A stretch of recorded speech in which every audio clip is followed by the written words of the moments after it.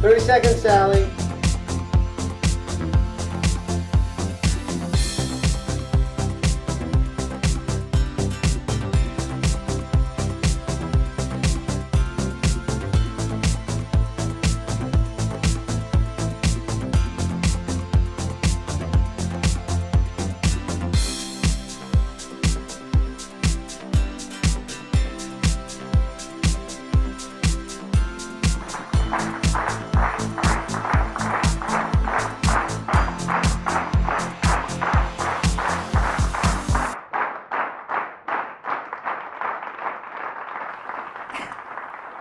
Let's talk. Hello. Welcome to you out there, and welcome to my studio audience. Thank you for joining us. I'm Sally Gibney, and this is Let's Talk.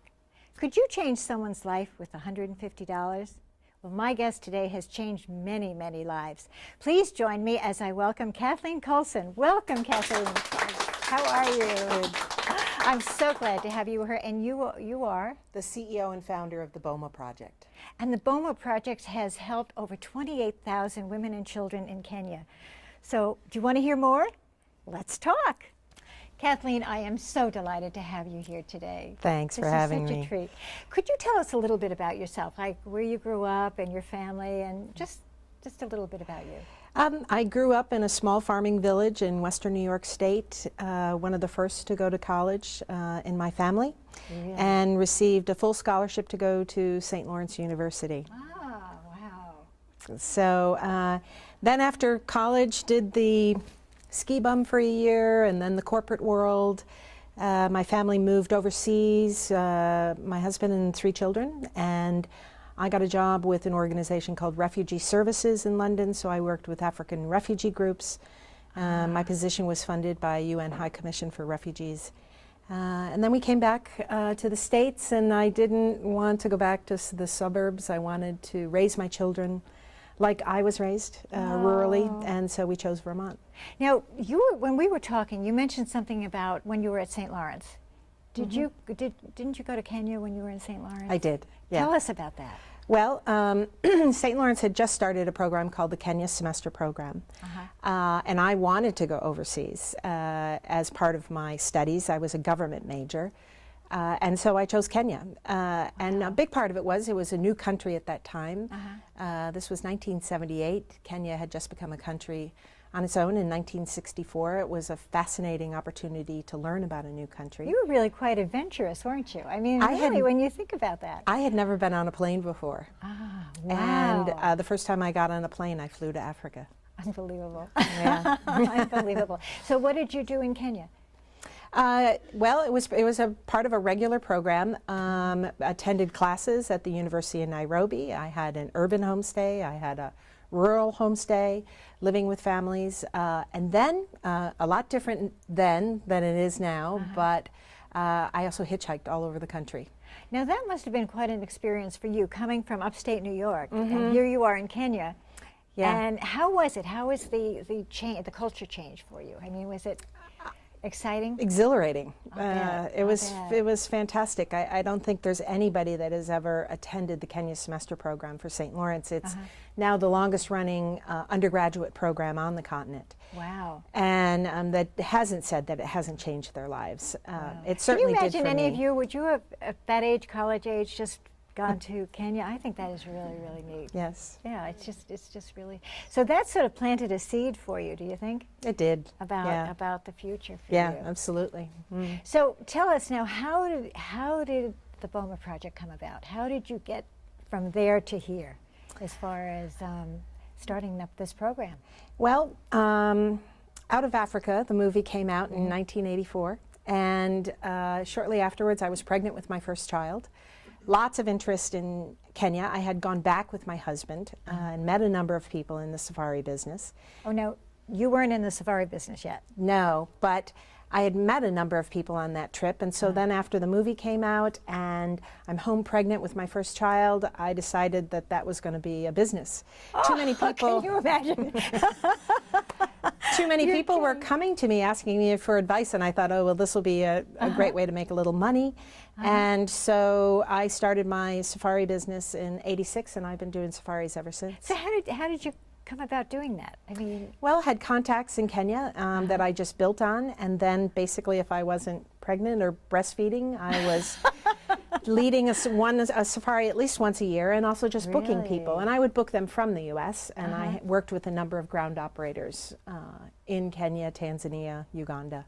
wow. Oh, that's so neat. I've always wanted to do that. I've always wanted to go to Africa. That was Hurry up one of and the go. places that I always thought.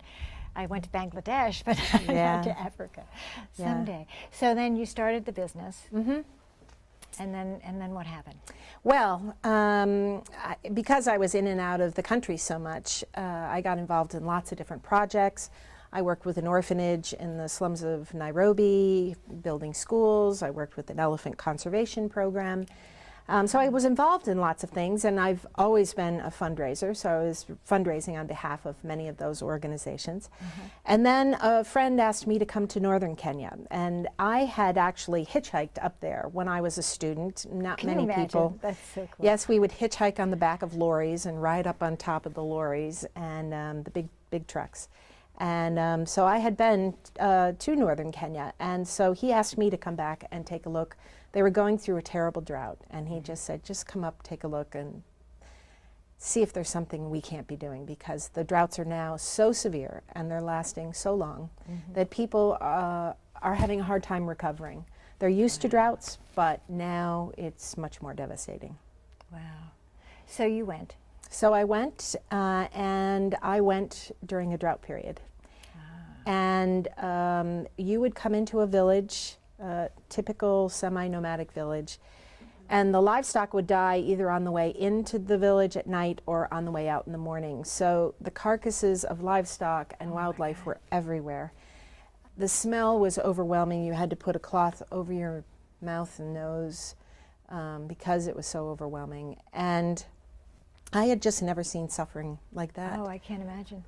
And there are women and children and just people there was no food aid being delivered at that time. People were digging roots out of the ground. I saw the people that were getting food aid were also giving it to their livestock to keep them alive, because this was the only thing they had. Wow. I saw elderly people who were the wisdom of the village walking off and committing suicide. Something you don't really talk about, but they had no idea how to solve this problem. It was beyond their experience of a drought that devastating. People who really were survivors, you know. Absolutely. Definitely survivors. And here they couldn't. They didn't know what to do with this. They It didn't had know to what to be. How was that for you, this young person from here? It must have been unbelievable to see. Yeah, it was devastating. I had spent so much time in Kenya, and I'm certainly used to seeing lots of poverty, but not poverty like that. And in fact, now when I bring Kenyans to northern Kenya, they will say, this can't be Kenya, even today, even when there's not a drought. They don't realize the way that northern Kenya has been marginalized and abandoned, while the rest of the country is progressing with schools and with medical facilities and clinics. A school up in northern Kenya is typically a volunteer teacher with a blackboard leaned up against a tree. Wow. So you decided you were going to do something there. Yep. And so came back and started doing research and talking to people. I think the most important thing and the most important investment I made, though, was in listening. I spent the first 2 years making extended trips to the region, traveling around with my co-founder, Kura Omar. And how did you meet your co-founder? He actually worked for the local MP that I was working with at the time, who was the friend that invited me to come. And so Kura and I would do these long journeys in the field, 2, 3, sometimes 4 weeks, traveling around the region. And I would come into a village, we'd assemble under the thorn tree, and I would talk with the women, mostly. I also would talk to the men, the leaders, the chiefs, the elders. Now, was this through a translator, or did Mostly they speak through a English? translator. I speak Swahili, but it's do? all Rendile and Samburu and Turkana. are the main ethnic groups that were there at the time. We've since expanded, but and I think that was the most important thing. I didn't want to come in with an idea that was imposed. I don't think those work. And understanding the culture, Kura and I would do these long, epic drives of sometimes 13 hours in a vehicle. Wow. Of course, and we've got 14 other people with us. And we would just talk, and I would ask questions about the culture and the people and the women and the changes and what's happening. So you weren't just like someone looking at something and saying something has to be done, let's do it, but you wanted to find out really what were the issues and how best you could do something about it that could be lasting. Right, and I wanted it also to be a solution that the community would accept and that they would own, because one of the founding principles of BOMA is local leadership, that programs are not effective unless the local people own it and implement it. I didn't want it to be a program where people from the outside are coming in and saying, this is what you have to do. So in that first 2 years, we tried lots of things. We had a livestock program, we did school fees, we dug wells, and it really wasn't making the difference that I wanted to see. I saw the suffering of women and children who are left back in the village now. They used to travel with the herds. They don't do that anymore. Because now with the grazing lands disappearing and the water points so far apart, there's more ethnic conflict as they compete over this limited resource. And so it's now too dangerous. Because this is a lawless land. There's no police, there's very little military presence, everybody is armed. I travel with an armed bodyguard everywhere I go. Have you ever been really nervous? I mean, really scared? Yes, yeah. I'll bet. I have to say, if you're in the villages themselves, though, it's one of the safest places you can be. Petty crime is unknown. I feel very safe. It's just when we're traveling between places. But also with these constant droughts now, there's food aid being delivered. So many of the women and children are starting to stay put because they don't want to miss the food aid distributions, which creates this sense of dependency. And what I was struck by was I would come into these villages and there would be just women and children and elderly. They were very vulnerable. There was no food. All the livestock was dead, and they were hoping for food aid to be delivered. So what did you decide to do? Well, I fundamentally came to the conclusion that the only way to end poverty is to work on helping people earn incomes. Digging wells doesn't end poverty. Sending children to school education is an important investment, but it doesn't solve the problem. And the problem that I saw in northern Kenya was there was these very short-term solutions of food aid being delivered, but that was only at certain times of the year. Sometimes the greatest hunger season is when the food aid stops. Even though there's grass and the livestock are coming back, Because they're not doing anything to... No, and so I wanted to do something that focused on the women and children because they're the most vulnerable, and also to do something around the idea that they can care for themselves and their children. And I didn't want it to be, I did a beading project for a while, so I'm at the Dorset Farmers Market selling all the beading projects. Kim helped me with it a little bit too in the schools, but I became the entrepreneur. And that wasn't the point. And so then I went out and looked for micro-lending institutions to partner with us. And no one would come to northern Kenya. I mean, truly, there are organizations that are micro-lending organizations that says, we serve the bottom of the poverty pyramid, those living in extreme poverty. And then when I would go to them, I'm saying, here we are. Here we are. Extreme poverty. We're talking extreme poverty. Right. And they said, no, no way, no how are we going to northern Kenya.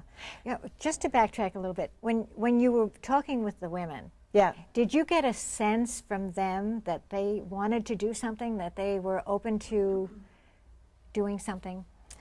Yes. Do you know what I mean? I mean, how did you come up with the idea that you were going to help them start businesses? Well, we had started out helping, there's women's groups. Women sort of collectively get together. It's a way to get information about hygiene. Different government agencies will come in, and it's a point of information gathering and dissemination. So they were starting little business enterprises, and so we were supporting those initially. But the women's groups would be 5 to 100 people. it was hard to measure whether we were making a difference. So when I would sit with the women, it would be this circular conversation for hours that I was very patiently willing to sit out. What do you think you should be doing? I don't know, Mama Rungu. What do you think we should be doing? And we would go back and forth like this. Yeah.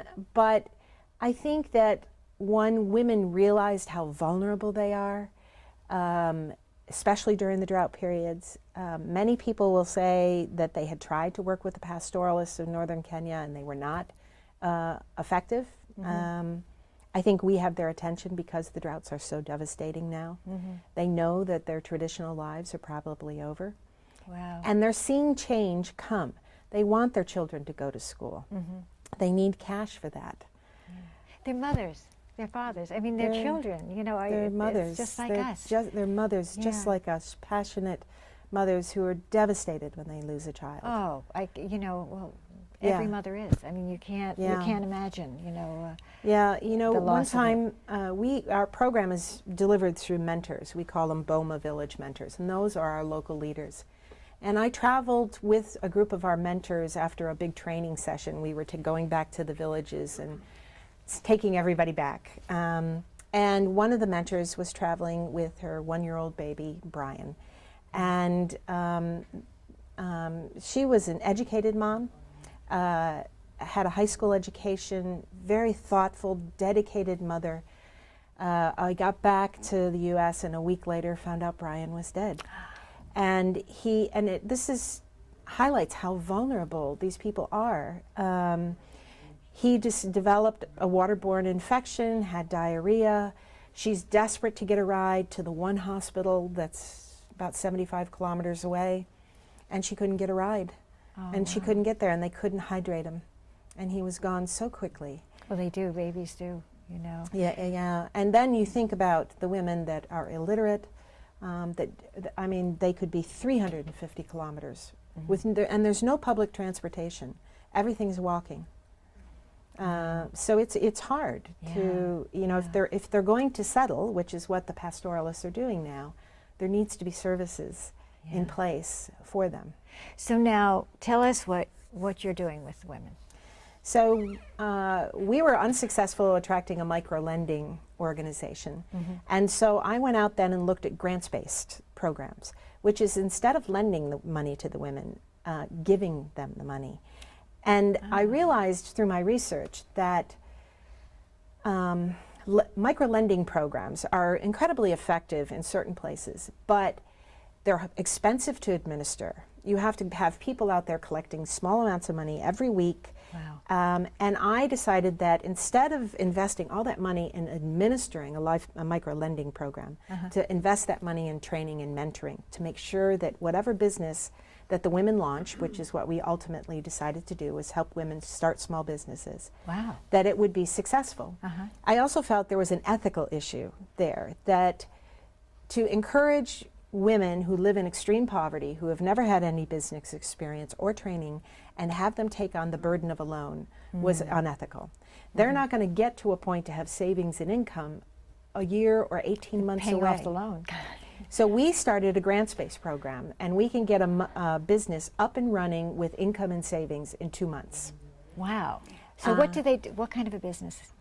I would say that now about 85% of our businesses are in these semi-nomadic villages where there's never been a business before. Wow. And so the women, all of our businesses are 3 women. It's not individuals, it's collective. That's reflective of the pastoralist culture. And some of those villages can be 150 households. So we can support up to 4 businesses. They're small kiosks. They sell sugar, tea, washing powder, beads, anything that people locally need in that small village at tiny amounts that they can afford. We target the poorest women in the village so they can sell to their neighbors who have a little bit of cash. So that's what they purchase those things with the money, and then they sell them to their neighbors in the village. Now, there was something really interesting that you told me, that many of these women, they don't know how to read, they don't know how to, No, most of them but they know don't. how to handle the money. Oh, absolutely. They keep it all in their head. Isn't that amazing when you think Yeah. about that? I mean, Very complex transactions of where all their money is in all the different places, and they keep it up. teach a record-keeping program. We're having marginal success with that. But they know exactly how much money they have in terms of savings, cash on hand, their inventory, the whole bit. And basically with this program, we give them the cash to start a small business. In the settled villages, we have bakeries and butcheries and tailors and things like that. But in the nomadic villages, which are the most vulnerable, they are actually our most successful businesses. Isn't that something? I mean, Yeah. really, the human spirit is so amazing. It must, I mean, for you to see this unfolding and happening, and I'm sure there are times when you just feel like, do you feel like you're banging your head against the wall at times? But not so much not anymore. with them. Yeah, not with them. Yeah. Not with them. But with I mean, when I get bogged down in procurement policies and human resource job agreements and financials and budgets and all that, that's the hard part of the work many times. So now tell us, BOMA started here and now it's here. How did you get from there to there? I mean, it's mind-boggling. You've helped how many women and children? 28,000 women and Can children. you believe that? 28,000 men and women. I mean, women and children. Mm-hmm. That is so huge. That's so unbelievable. So, well, how do you go about fundraising for this? I mean, that has to be huge. It's, I didn't know what I was getting into when I started this. Probably a good thing. I think so. It's right. It's like childbirth, you know. Yeah. I have been working 7 to 14-hour days, 7 days a week since I started. It's incredible amount of hard work. I sit with my laptop. I send a dozen emails a day to people asking for money. All my family and friends, my husband's family and friends. People see me coming and They cross the street. yeah, a little bit. But we also invested a lot in the program and measuring the success, and that has captured the attention of first family foundations and then corporations. We've had like Boeing and Cummins Corporation that has gotten behind us. And now we've just received our first large government grant of $2 million from the British government. Wow, that's no small change. Yes, it's over 3 years, and it allows us, we'll be able to launch another little under 1,500 businesses in new regions in the north. But you keep thinking there's a point where, well, once we hire executive director, it'll get better. And once we hire a bookkeeper. Because you're still basically a volunteer for this, aren't you? I'm not paid. You're not getting any salary out of this whatsoever. No. Can you believe that? Isn't that amazing? That is absolutely amazing. Well, we're also employing a lot of people. I mean, right now by the... Well, you in the have next, to. Yes, absolutely, because Yeah. we're heavily invested in local leadership. We want as much as possible for the work that needs to be done, for the whole organization to be based in Kenya, to hire local people. So right now, in the next few months, we're hiring a few more people, so we'll have about 48 employees in 2 countries. Wow. Here in the U.S., we have 1 full-time employee and then 3 part-time. Wow. You must all be very efficient workers. We all work really hard. Oh, We all I'll work bet very you hard. do. It's a startup. We are still in a startup phase. It's nice to get these big government grants. It comes with lots of limitations, lots of reporting Yeah. responsibilities. Yeah. We still need our donors. We still need people to help us, like our communications person, Kathleen James, who does such an extraordinary job for us. We need to be out there telling our story. We're one of the few organizations working in the arid lands. And this is a problem that's on the front page of headlines every few years. Yeah. And the solution is food aid. There's no good long-term solutions that are being implemented, and we're getting recognized because we're one of the few organizations working in that area. And the fact that we're invested in local leaderships means that we're also accepted by the local people. There are many organizations that come into our area that are asked to leave. Yeah. And the fact that we've invested in relationships, the fact that I spent 2 years listening. Well, I think that's the most important thing. You know how many of us think we have the answers? You know, we think we know what works for people and we'll go in there and try and do it. But we're not listening, we're not hearing what Right. people are saying, but that's what you did. And that's why you are successful in this. I think it's a big part of it. I think that just because people are poor and illiterate, they deserve our ultimate respect and trust. Dignity, to be treated with dignity. Absolutely. Yeah. In our training programs, we want it to be participatory, for example, because we have 2 years of a seed capital grant training and mentoring, and then they exit the program at 2 years. We call that a poverty graduation. Would you just go through that? What your process is? Because So we haven't start with a talked about cash that. grant and a business skills training session for groups of 3 women. We collect about 8 pages of data on each person in the program, nutrition, household assets, things like that. And then the mentor will issue a progress report at about 4 months to see how the businesses are doing, and then they get a second grant. So the first grant is 100, second grant is 50. We do that because what we found is we were giving them $100. It's the most money they've ever seen. They were terrified to spend it. They wanted to hang on to it. So they knew they weren't going to get the second grant unless they spent. And also it's to reward that, okay, you've invested in the business, you're learning, now let's give you some money to help the business grow. So that proceeds then into them forming a savings association. It's a group of BOMA businesses, 3 to 5 businesses. They form actually a bank. I was going to ask you about that. What do they do with the money? We have lock boxes that have 3 locks, and 3 different people own a key. The savings goes there. They have personal savings and business savings. This is their savings association. It's the money that's not under the mattress calling to them. It's committed savings. It's there for emergencies. It's there for drought periods. It's there to pay medical bills or school fees. Now, how did you get to that? I mean, was that your Well, idea? no, savings programs have been around a long time, they but have. what we saw is that our businesses were growing, they were doing well, they were distributing profits, they were getting good incomes from it, but then the drought periods would come and it would all go away.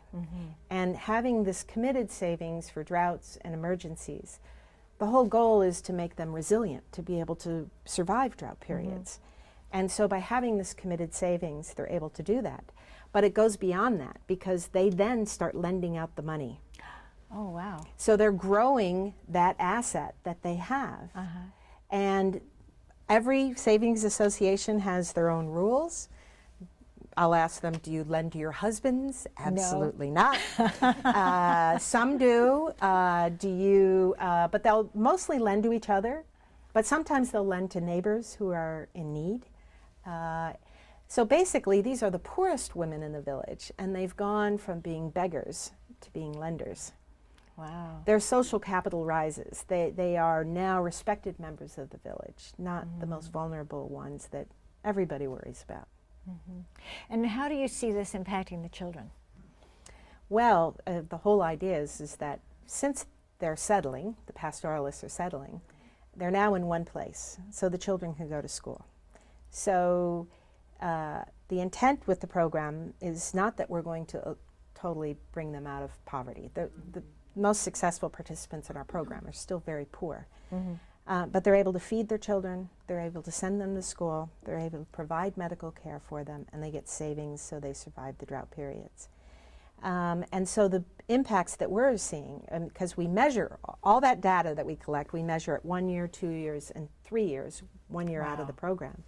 And we know an extraordinary investment. They go from spending 400 shillings a month on education to 4,000 shillings a month on education. They're sending all their children to school. And then food and medical care are the other 2 big expenses, not unlike here. Yeah. Right? Very Yeah, similar absolutely. to our kind of expenses that we have here. Oh, that's And so the children are healthy. I have a couple of photos that I've shared with you, and to me, the photos will be on the show. They're going to put them Yeah. into the show. So when you see the shows, yeah, and there's 2 photos there. One is the mother and child. I traveled with a humanitarian photographer now twice, who has taken these extraordinary photographs of the people. And you will notice that with everything with BOMA, it's happy people. We don't show starving babies. We don't show emaciated women. But the two pictures that I love is the one of this mother and child, and the mother is clean, and her clothes are clean. Oh, and the clothes are beautiful. And they are, and she's holding this plump, happy baby, and she's looking at this baby so lovingly, and I'll just never forget that moment when that photo was taken. And the other one is of a woman that we've been following for a long time named Haloya. And when she gave birth to her last child, there was no food in the house for her after 2 days of labor or for her children. And that was the day that BOMA was doing the grant distribution and training. Wow. Her two partners went to the training, got the grant money, bought food and supplies for their little kiosk they were starting, brought it back and fed Haloya and her family, which is technically a loan out of the business. So Haloya is standing there with her hands on her hip, this newborn baby in the kanga that she's, carrying the baby in, and she's just healthy and clean. And, to me, I look at those two photos and say, okay, that's what success looks like. This is it, yeah. This what it looks really like. what it's all about. Yeah, that absolutely. That is so neat. That is so, I think none of us can imagine what it's like. And, it's mothers and their children, and we know how we feel about our children, so you can imagine how they feel. And to be able now to provide must make them feel unbelievable. Oh, right. So when you go into the into the areas, it must be. It's quite joyous. What do they call you? They call me Mama Rungu. I should have brought it. A Rungu is a warrior club, and I started carrying a Rungu when I was in the safari business. I was one of the few women at the time, and was always getting my clients sort of stuck at the back of the camp, not in the best tents, even though I had requested them. So I started carrying this Rungu, and I'd come in to check my group in, and I'd slam the Rungu down on the desk. Here I am. They gave me the name Mama Rungu. And of course, it's a warrior club. Only men are supposed to carry it, which also made it attractive. And so that became my name. And so that's how everybody knows me as Mama Rungu. That is so neat. That is so very, very neat. What's really wonderful is when I first started coming, I would sleep in the villages, and I'd wake up in the morning, and there would be a line outside my hut. And it would be people, even though they're starving and they're incredibly poor, the first thing they were asking for was school fees for their children. They knew that they had to educate their children to survive, and they were thinking long term. Yeah. Unlike the aid organizations that are there. Yeah. And now I go into the village, it's party time. Lots of singing, lots of dancing. I get gifts. I get incredible gifts. But look what you've given to their lives. You've empowered them. It's empowering them. Well, they've done it. They're the ones that have done it. But still, you gave them the tools to do it. Yeah. And that's what's so huge, I think, is we could do some of that around here, I think, in this country, is give people tools. I think we can learn from you. Really, you know what I'm and saying? from these women, they're, anything that they own, they share with the community. So there may be only 4 BOMA businesses in this 150 household village, but the whole village rises because of that presence. Yeah. When a child is bit by a snake or a rabid dog, there's immediately cash there, as opposed to a cow you have to sell, which is the way it was 20 years ago. Wow. There's cash in the village to immediately try to get that child to medical care. And as you said, medical care could be how far away? Oh, long way away. Yeah. Long way away. Yeah. You can't always save the children, but... But you certainly have made such an impact. It's huge. It's just huge. I mean, it's very memorable. I do want to hear a little bit more about your safari business. Oh. So tell us about that. Well, it's... I've love seen the it idea you change, have that. The Rungu. It's a small part of what I do now, but I do lead one safari a year. And then I also book safaris for people in East Africa. I think that the part I love about safari now, well, the part I love about everything I do is the people. I love the Kenyans. I think they're extraordinary people. I've had military checkpoints way back in the Moi area where they put a gun to my head and I just smirk at the guy and he cracks up laughing.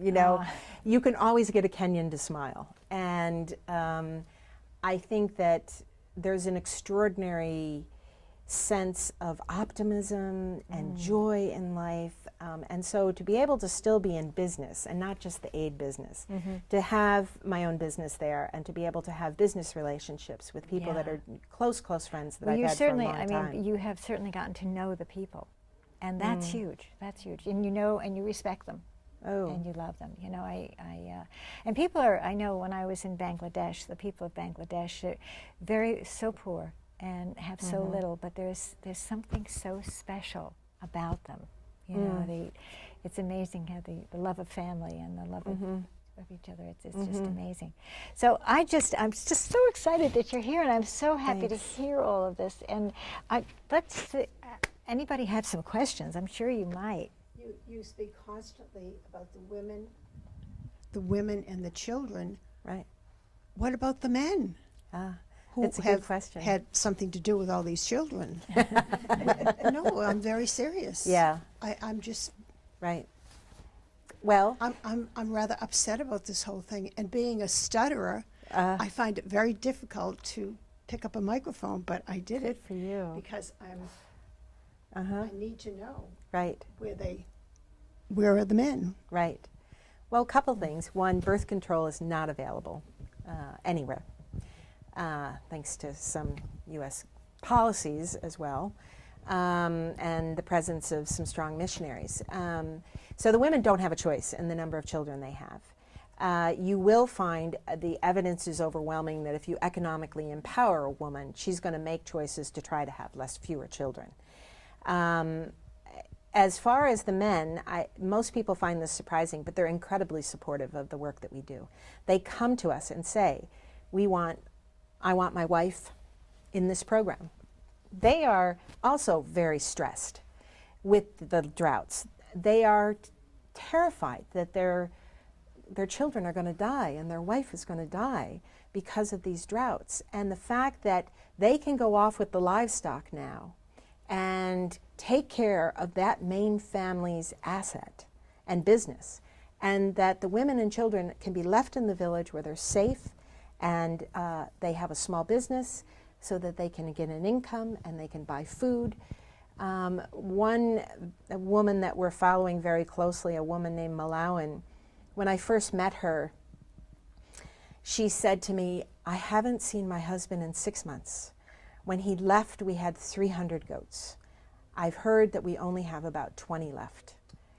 And she said when he finally came home, he thought he would find some of his children dead and his wife maybe not alive. And she said instead he came home and found all his children alive and his wife plump. And it was a great relief for that family. And what I love about Malawan also is she said to me, I have 8 children. I don't know how I'm going to survive. And she, you go to the village, how's the program? Oh, it's great, and everything. And Malawan's, tears running down her eyes, just said, this better work. This is my last chance. This is my last hope. And so we enjoy incredible support from the men and from the male leaderships in the village. And the men you're saying are out with the livestock and doing, so I think you're asking, what are the men doing? Tending the livestock. If the livestock have all died, the unfortunate thing that's happening also is they're going to Nairobi and working as askaris, as guards. So they're there for months at a time. One of the things that we do is we want to know, is there enough cash in the village to know that it's going to sustain our businesses? So we do something called a village profile first. And in one of our village profiles, in this one village, we have something called Missionary Air Force, that when we're fortunate enough to be able to fly instead of do 14 hours in a bad road, we will fly on Missionary Air Force. And there's a suitcase that comes up once a month. And in there is 1 million shillings. All the guys that are working as guards are sending 1,000 shillings here and here and here to all the different people in the whole region. And so the unfortunate part about that is that they're now in the city, they're living in the slums, and they're bringing all of that back with them when they come. The alcohol issues, the drug issues, and HIV, which we don't have not had much of. But now we're starting to see a lot of that. So the men, many instances aren't there. They're out somewhere else trying to. So it's yeah. not like they're sitting around doing nothing. It's No, no, not at all. I mean, the other jobs as illiterate men that they can get is they can be police officers, not police, but they can work as rank and file police, and also in the military. So you will see a lot of people in the North in certain roles that then they are sending money back home. And there aren't many options for the men, are there? No, I often say that I don't care how many women you economically empower. It only takes a few angry young men to bring it all down. And I feel sorry for the men. Yeah. They've lost their traditional roles. They have, if they're lucky, they have an 8th grade education, but they can't afford to go to high school. There's a lot of frustration and anger there. Yeah. You know, I saw that in Bangladesh with, you know, a lot of the women are in the factories and they're doing all the, you know, that sort of work. But there isn't much there for the men. There really isn't. And I wonder why, if there could be a program for the boys. You know, I look at these little boys and I looked at their faces and I thought, what's going to happen to them? What's there for them? Absolutely. You know, and they are vulnerable. You know, if I had the energy to start over, I would want to address that problem. And people are starting to address it. They're understanding. Yeah, the boys we need to be taken care of. If you go into the slums of Nairobi, you'll see it. It's very palpable. And I'm sympathetic to it. Yeah. No easy solutions there, though. Yeah. But you are making such a difference. It's huge. Any other questions? Yeah, Carla. Do you find for your extraordinary initiative that seeking collaboration with other NGOs is really a viable option or sometimes a negative one? We don't have a lot of viable other NGOs, non-government organizations. We don't have a lot of other ones that we can potentially partner with right now, because there's not that many organizations working in the area. There are some very large ones like CARE and Oxfam, but we're still tiny. We're still local. You know, we're very clear, at least I'm very clear, that the program that we're implementing in terms of helping women start businesses, earn an income so they can survive drought, when you're surrounded by so many other problems, we could go deep. We could get into healthcare. We could get into education. We could be doing a lot of other things. I've decided that what I'd like to see the organization do is continue to scale, to continue to reach people with our program. Our goal is to change the lives of 100,000 people by 2017. I recently received a 2-year fellowship to try to scale that to 1 million people. And that's going to be a really interesting challenge. That's not just northern Kenya, that's going to Somalia and to Sudan and to Ethiopia and to Mali, other arid lands where this problem exists. There's a lot of things in common that all those places have. I expect that that's going to happen through partnerships. That's how we're going to scale and replicate the program, is through partnerships. But where we are right now, it's just BOMA. I don't want to go too long on the data gathering, but it's becoming more clear to all community organizations and social organizations that you need to collect data to really identify how and if you're making a difference. Right. So did you contract that out, or is it your employees? And I know there's a lot of information. Yeah.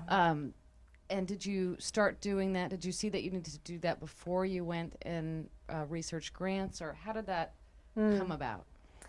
Yeah, it's a good question. We've always collected baseline data for every person that came into our program when we started.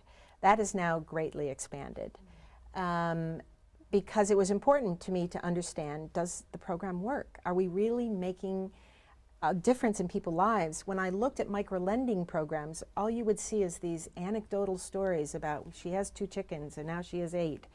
And it's like, okay, but are our kids fed? Are they going to school? Or are the important things happening?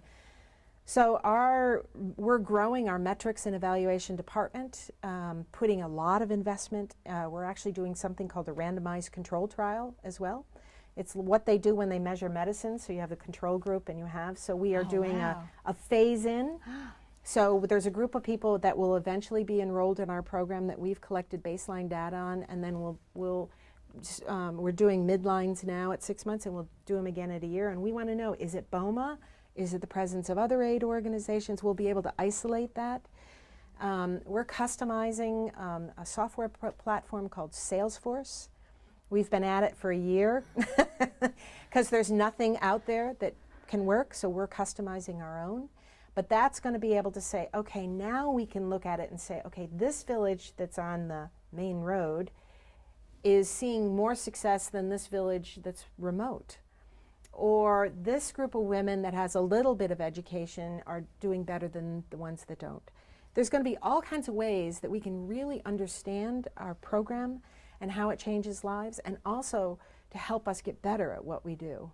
So we want to be able to talk about the impacts. It certainly helps with grants, applications, and with reports. We can specifically say that women are doubling their income in 2 years. And now I know we can say that with authority because we have all kinds of ways to measure that. We know exactly what's the percentage of increase in food and medical care and education. And we're going to continue to try to understand more about that. So, but it's a big investment. You are. Question, because you can get bogged down in it. Oh but boy, yes. It's essential from the sounds of your experience, that it's essential. It's essential. It's so huge, so huge. Yeah. I can't, you were just amazing to me. You just blow me away. I mean, I have a small, tiny little nonprofit that, and I'm thinking, oh my goodness, but it's really, I want to know, what about Kathleen? How is Kathleen doing? How do you I'm tired. Yeah. I'm tired. I'll bet. How do you keep up with all this?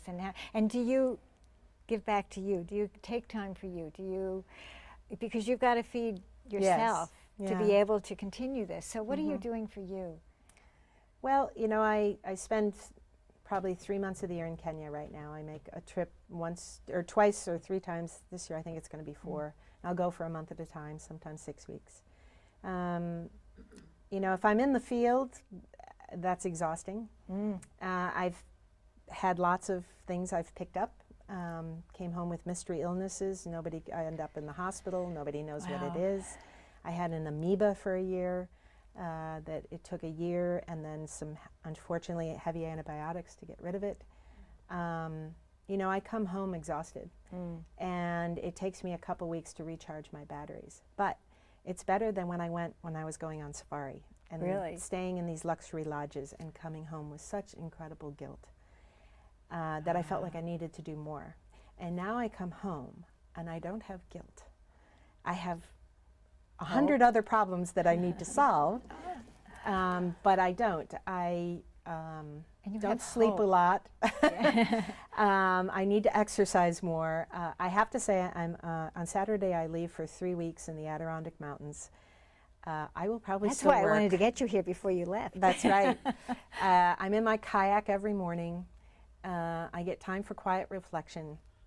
I bring a stack of books, mostly about Africa and poverty reduction, a lot of economists, because there's so many exciting things happening in the field right now. It's an exciting time to be part of it. There's some, this fellowship that I won, you know, I'm going to be with some of my heroes that are going to be able to be mentors. You're my hero. Oh my goodness, isn't she unbelievable? So it's, you know, that New Year's Eve resolution that I make, and I'm going to be better to myself, but.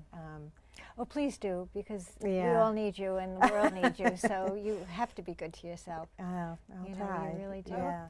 How old are your children now? I have a 26-year-old and a 24-year-old. They're both out of college, and then I have a 19-year-old that's is going into his sophomore year. Oh, that's good. They're not little. And I have a very wonderful husband. A very wonderful husband. I'll bet you do. He is. He's the star of this whole thing. He's the one that makes this happen. I couldn't do this work. You know, all these women look at me, mothers look at me and say, oh, you're so fortunate. You've got this husband that's becomes the primary caretaker of the children, especially over the past 7-8 years when I've been so busy with this. And I always say, you know, be careful what you wish for, because they'll call and I'll answer the phone and they're like, oh, is Dad there? And he's the one that knows the details a lot more. But I think that my children have benefited from knowing about what I do. Nobody's choosing to be, well, my daughter's in Zambia right now for the summer. But I don't think any of them are following in my path. But you're an incredible role model because you have taught them that you can do anything, you know, that you can absolutely do anything. Yeah, absolutely. You know. It's just what I do. You know, I'm in awe of so many people of what they do. I'm in awe of teachers and what they do. I could never do that. Yeah. Politicians, I don't know how they do that. There's We each so have many a role to people. play. We each have a role Yeah, to play. absolutely. And it's just what I do. I have tried to run away from Africa many times out of frustration, anger. Just there have been times when things have been really bad. I'm more optimistic about Africa than I ever have been. You have hope. I have huge hope. I have huge expectations. They're some of the biggest growing economies in the world right now. There's a huge labor force that's capable and hardworking. And they want to work. And they want to work. They want to work. It's a very comforting thought. Yes, Thank you for saying that. you're welcome. It's an exciting place to be right now. I used to hate going to Nairobi. I love being in Nairobi now. Really? There's so much going on. I get to see all these great friends. You couldn't go out at night. Now I'm in taxis at night. I'm out seeing friends, having dinner at friends' houses. It's an exciting time. I think the 21st century is going to be Africa's century. Which is neat too. Do you have any closing thoughts for us? Any things that you want to leave us with? Well, I gave this TED Talk. Yes, yes, yes. And I heard you were fabulous. We Oh, were away. thanks. I didn't. I'll have to Thanks. see Yeah. it. But I closed with saying that if you see something that breaks your heart, do something. Don't just Wish it away. wish it away or procrastinate. Everybody can do something. And if you approach it creatively, you can make a difference in people's lives in such tiny ways. For us, it's $50 to change one woman's life forever. Wow. And it's a one-time investment. The cost of feeding her for a year is 3 times that. And so there are small ways that you can make a difference, but it has to be a good combination of heart and mind. Be thoughtful about your philanthropy. Ask questions about whether it really goes to the people that deserve it the most. I think there's, unfortunately, a lot of exploitative philanthropy out there that is not helping the people. Africa does not need volunteers. You were mentioning that, and I think just Yeah. talk about that a little bit. Well, in my TED Talk, I talked about the proverb of if you give a man a fish, you feed him for a day, and if you teach a man to fish, you feed him for a lifetime. And my take on that is that it's patronizing. It assumes that people living next to a lake don't know how to fish. And this has led to this industry of thousands of volunteers coming to the continent. They don't go to India, they don't go to China, they come to Africa. It's a bit of resume building, it's a bit of midlife crisis, and they're coming to countries with 40% unemployment. They're not short of manual labor. They're perfectly capable of digging wells and ditches and building schools and health clinics. What they need are jobs. And all those airfares of all those volunteers could truly make a difference in so many people's lives if people thoughtfully gave money. If they truly want to help. To me, the greatest act of philanthropy is when you write a check. Because you're also saying to the appropriate organization. to an appropriate, because you're also saying, I'm not going to do this to make me feel good. I'm not going to do this so that it becomes all about my personal experience. I know this is controversial, but I see this country, I see the continent drowning in good intentions right now. And I think it's undermining the ability of people to take charge of their lives, for countries to take charge of their lives. Why should politicians be accountable? If everybody's in there building the schools, building the roads, doing all the work. And the people could be doing it. The people, they just need jobs. I believe in, I'm this liberal government major, who believes strongly in markets and jobs and the ability for people to determine their own destinies. Empowering the people. Empowering the people. We call it prosperity with dignity. I like that, don't you? I like that a lot. Yeah, I think that's really nothing wrong with prosperity. That's important. Nothing wrong with it at all, and, No. and with dignity. And I think dignity is the bottom line. We're all born with the right to dignity. Absolutely. And everyone should be treated with that. Mhm. And I think and you certainly have been such a huge, huge example to all of us. And I thank you so much for all you do. Thanks and for I thank having you me, for Sally. being here. Thanks, This has Sally. just been wonderful. Thanks for And I asking want to me. thank all of you for being here. This has just been really great. It's just been fabulous. And all of you out there, I hope you enjoyed our show, because we certainly did. And take heart to what Kathleen has said. And the information for the BOMA project will be on the screen. So if you want to hear more, or if you want to participate, please do. And until next time, let's talk. Thank you.